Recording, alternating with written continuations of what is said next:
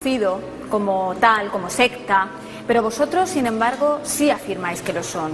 ¿Por qué? Por supuesto, están reconocidos legalmente en España y están operando legalmente, pero las características y los contenidos que tienen en su doctrina y en su forma de controlar a la gente es típica de una secta. ¿En qué momento entráis vosotros en contacto con este grupo? José, por ejemplo. Yo fue con 18 años, estaba en un octavo piso, entonces me abordaron, vinieron a casa, empezaron a darme estudios, a invitarme a salir, a ir a las reuniones. Ellos venían, me recogían, me traían, me llevaban, luego me invitaban a ir a predicar. Y entonces, pues claro, yo encantado, porque vivía en un octavo piso, no había forma de poder salir, en ese tiempo no tenía tampoco medios económicos para eso, y entonces pues fue una situación propicia para poder captarme. ¿Y qué te ofrecían? ¿Qué te prometían? Ellos de principio lo que prometen, lo que están prometiendo a todo el mundo es que este mundo va a cambiar dentro de muy poco, lo ponen como algo inminente. Va a llegar el paraíso, el fin del mundo, el fin del sistema de cosas es inminente.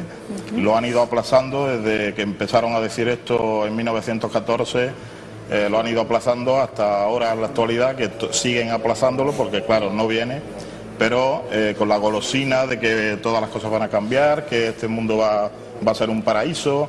Pues a una persona que en una circunstancia como la mía, por ejemplo, o personas que están ahora, por ejemplo, en situación, la crisis, la situación económica, etcétera, esos son el terreno abonado para que consigan adeptos. A tu mujer, Lorena, la conociste allí, tú ya estabas dentro de la organización, ¿verdad? Sí. Sí, bueno, yo es que lo conocí a él cuando vine aquí, con 27 años, y él se bautizó en el año 1975, justo el mismo año que yo bauticé, pero en mi país. Entonces allí nos conocimos y ya conocía, o sea, los testigos de Jehová los conozco yo desde pequeña. ¿Tú cómo entraste en la organización? Bueno, pues yo desde chica, mis padres se conocieron a esta religión y nos han ido creando en esa enseñanza, y luego pues me bauticé con 13 años y medio, bastante chica, pero bueno, que me gustó. He estado 22 años dentro de ella, pero bueno.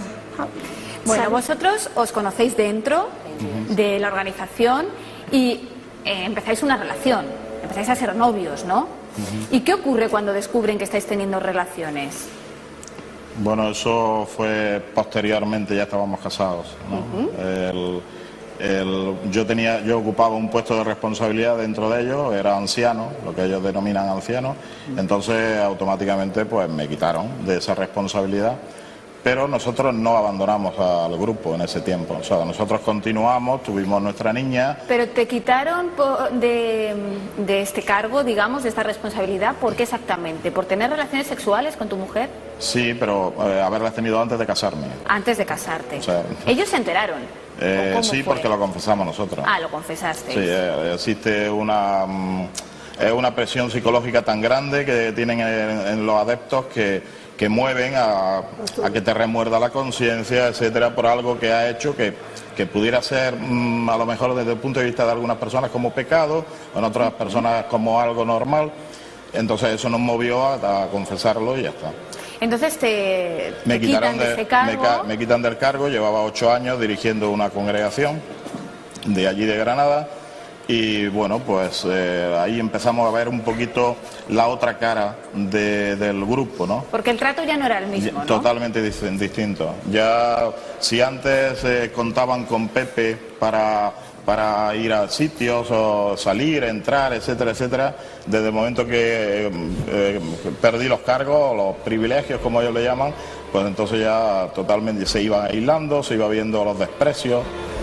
Y bueno, pues, pero nosotros a pesar de esto continuábamos dentro del grupo, ¿eh? Nosotros estuvimos dentro del grupo, estuvimos trabajando durante 5 años, hasta pues que el momento en que empezamos a investigar, empecé yo personalmente a investigar, porque notaba algo raro. Había una serie de cambios doctrinales. Los testigos de Jehová tienen una característica, y es que las doctrinas las cambian cada 5, 6, 7 años. Ellos en los libros deberían de poder caducar a los 5 años, porque la verdad es que los libros que tienen no sirven.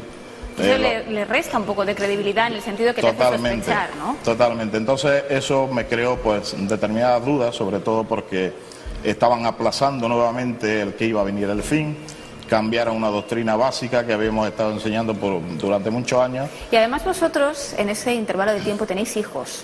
Sí, teníamos una niña. Tenías una niña.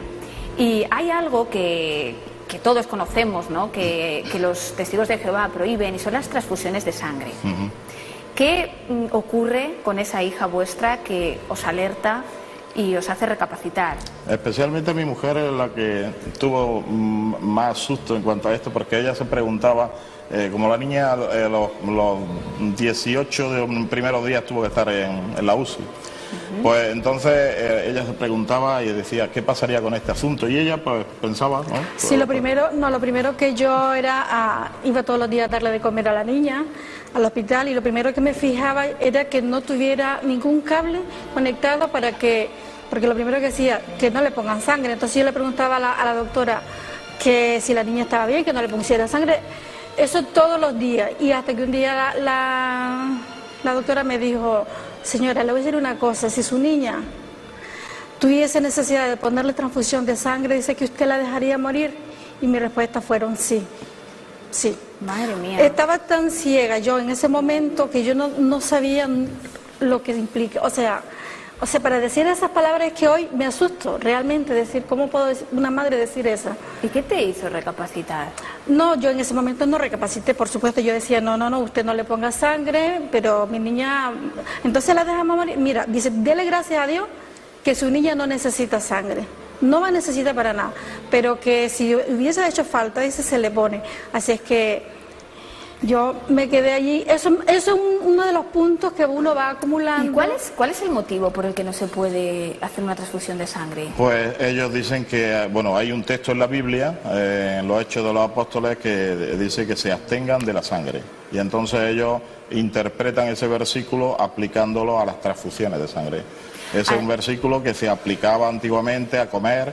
Los judíos tenían prohibido comer animales estrangulados o tenían que desangrar a los animales, y entonces la interpretación moderna que dan los testigos de Jehová es que comer y transfundir es lo mismo, y entonces pues automáticamente Pero prohíben. hay otras muchas prohibiciones, ¿verdad? No se pueden celebrar ciertas cosas, ni cumpleaños, ni nada de eso. De hecho, las consecuencias también las pagó nuestra niña de pequeña, porque prohíben los cumpleaños. Mi niña, cuando llegaba con caramelos de cumpleaños a la casa, le quitábamos los caramelos, se los comprábamos al siguiente día, pero los caramelos del cumpleaños, pues eso no los podía comer porque era como... ¿Y el motivo de esto cuál pues es? Ellos nuevamente siempre utilizan argumentos bíblicos, o sea, utilizan algún relato bíblico. Pues por ejemplo... Una interpretación que exacto, hacen una ellos, interpretación. ¿no? En la Biblia, por ejemplo, se habla de un cumpleaños que mataron al panadero de la historia de José, en el Nuevo Testamento también hay la muerte de Juan el Bautista en un cumpleaños, y entonces ellos automáticamente dicen que el cumpleaños está prohibido. ¿Y veíais que esto a vuestra hija la apartaba un poco también de los niños del colegio, porque no podía disfrazarse en carnaval, por ejemplo, y todo eso? ¿Y es quizá vuestra hija la que os abre los ojos, todo lo que rodea a vuestra hija para abandonar? No, más bien yo creo que sería cuando tuve el segundo niño, después de 5 años, que él fue cuando empezó a investigar. Cuando mi niño nace, él se preocupó por otra vez si tenía problema el niño de sangre, por si... Claro. Entonces parece que por ahí empezó él investigando y... Tú fuiste más dura. Te costó mucho convencerla, porque ella no lo veía, ¿no? Sí, no, al principio, cuando yo empecé con la investigación, pues compré un libro que hablaba en contra de los testigos de Jehová, y entonces lo que hice, para que ella no se diera cuenta, es arrancarle las pastas. O sea, el chico que me llevaba a traerme a la casa y de llevarme, pues le dije, quítale las pastas para que no lo vea. Y yo estaba leyendo tranquilamente en la casa y ya, ¿qué lees? Esto es una cosa muy interesante que estoy leyendo. Claro. Y empecé a compartir parte de la información con ella, especialmente pues el tema de la sangre, que era una cosa que era bastante preocupante, ¿no?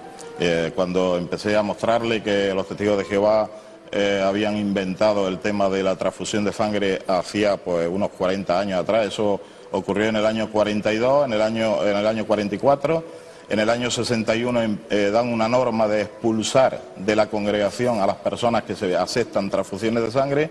Claro, automáticamente aquello es decir, tras conlleva... varias investigaciones viste contradicciones también, Exacto. viste que no era sólido, ¿no?, la doctrina, y bueno, y gracias a Dios, decís vosotros, lograsteis salir. Por supuesto.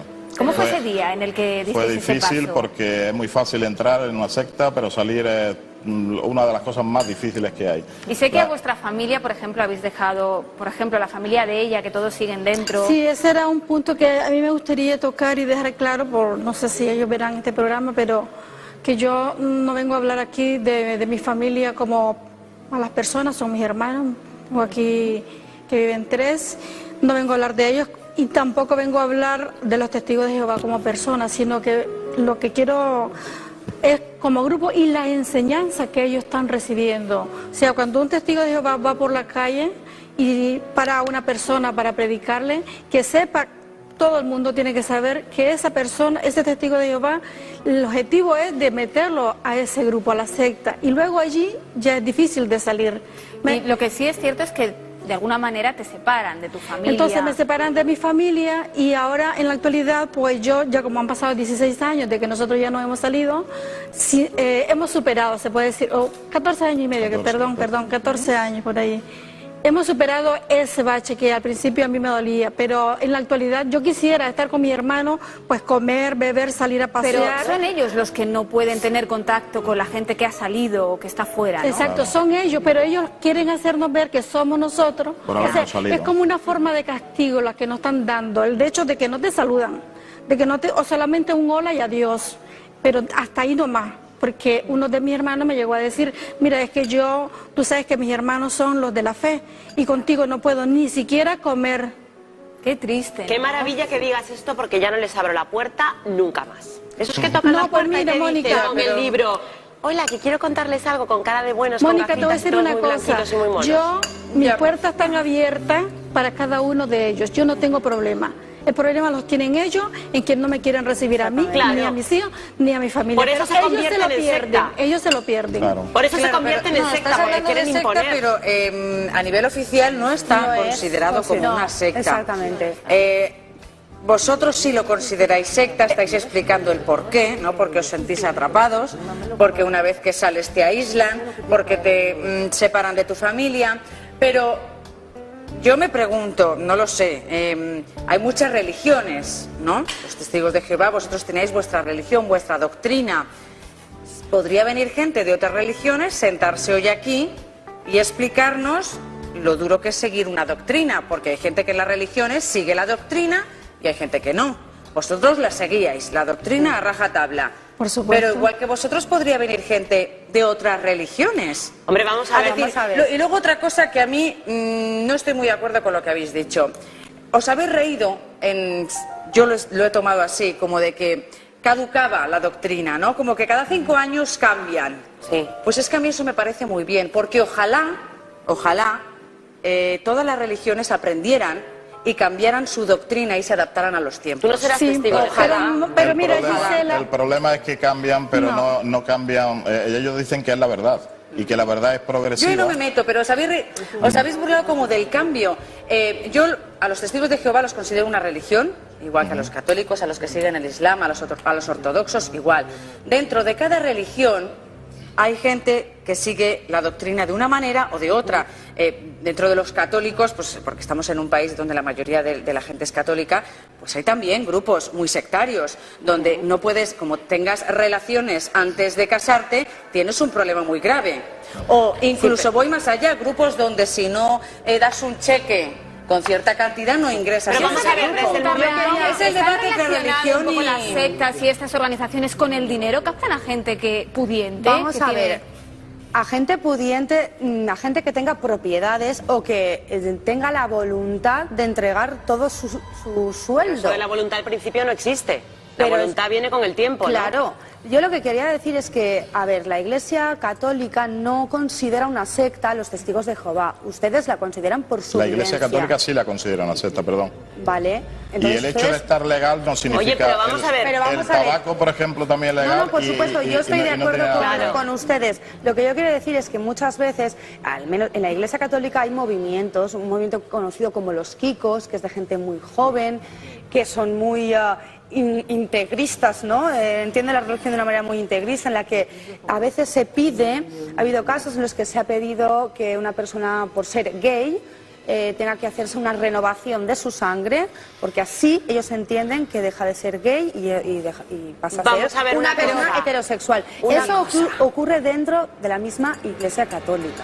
Pero hay integristas en todas las religiones. Pero que esté reconocido por la Iglesia Católica no quiere decir que esté reconocido legalmente. Yo no sé si debería haber algún organismo legal que reconociera las que son sectas y las que son religiones. Vamos a ver, desde el momento en que un grupo de personas, vamos a dejarnos ya de si son sectas o no son sectas, desde el momento que un grupo de personas les mandan a estas personas que no pueden ver a su familia, que no pueden hablar con sus hermanos, que no pueden hacer una serie de cosas, son unos sectarios y son personas que no están capacitadas para ordenarte y para tener el control de tu vida. Sí, pero eso es una secta. Vamos a ver, es que vamos a dejarnos de puntuarlas, a ver si tienen un 10 o tienen un 8, si están en este libro, están en el otro. Son unos sectarios. No, si no es una cuestión de puntuar, es una cuestión son gente que no se merece la pena. Mira, los testigos de Jehová no tienen el mismo poder, por ejemplo, que tiene la Iglesia Católica. Entonces, a la hora de defenderse de acusaciones, es muy diferente en una religión que en otra. Pero es que a mí si la Iglesia Católica me dice que no puedo ver a mi hermana, también diré que son unos sectarios. Claro, exactamente. Yo por eso quería puntualizar, es decir, que no es que los testigos de Jehová que son los malos malísimos y que solo son ellos, no. Yo he intentado un poco explicar que detrás de todas las religiones, incluso pues de la que puede ser más mayoritaria, ¿no? Como son la religión católica, pues eso, toda mi familia lo ha sido, es una cuestión cultural, estamos en España, ¿no? Pues incluso en esa religión también hay gente sectaria que te saca el dinero, que te atrapa y que son sectas y que te separan de tu familia. Seguro, pues serán sectas también. Pero Ángel, quizá el límite está en que tú puedas entrar y salir libremente y decidir si puedes, si quieres acatar unas órdenes porque o no. Podemos hablar de organizaciones sectarias, asociaciones, comunidades, pero el límite efectivamente está ahí. Y sobre todo de salir, tienes la libertad de entrar y salir de sin castigo, de salir sin castigo. Ese es el límite. Porque cuando te prohíben, te cohíben y te amenazan. Claro, vamos a hablar de uno en uno que no nos enteramos. Por ejemplo, para que veáis el castigo que nosotros recibimos, nosotros cuando nos salimos presentamos una carta de renuncia en el año 96 y automáticamente yo tengo una gestoría y muchos de mis clientes eran testigos de Jehová. Yo tenía pues aproximadamente unos 25 o 30 clientes que eran testigos de Jehová, taxistas, tiendas, el negocio de pintura, de albañilería, todos en una semana vinieron a recoger sus papeles. Claro, yo decía, menos mal que todos mis clientes no eran testigos de Jehová, sino me arruinan. O sea, en el caso de Teresa lo veíamos, ella ha sido demandada, fue demandada. Usted pertenece a un partido político, se sale y seguro que todos los del partido político será una secta también, te quiero decir, que ellos no van en contra de los testigos de Jehová, es lo que han vivido. Y yo doy por hecho que una persona que te castiga cuando sales de una casa es una persona que no tiene por qué hacer eso. Tiene un poder que, claro, quiere hacer una secta. Entonces, sean los testigos de Jehová, o sea, que no vamos en contra de nadie, pero ellos están contando su caso. Bueno, pues con el caso, el testimonio de José y Lorena, nos vamos a ir un minutito a publicidad. Muchas gracias por contar su historia. Y a la vuelta ya les adelanto que vamos a poner un puntito de humor a este programa. Tendremos a Teresa Zarco aquí, como todos los jueves, comentando las revistas. No se muevan, hasta ahora.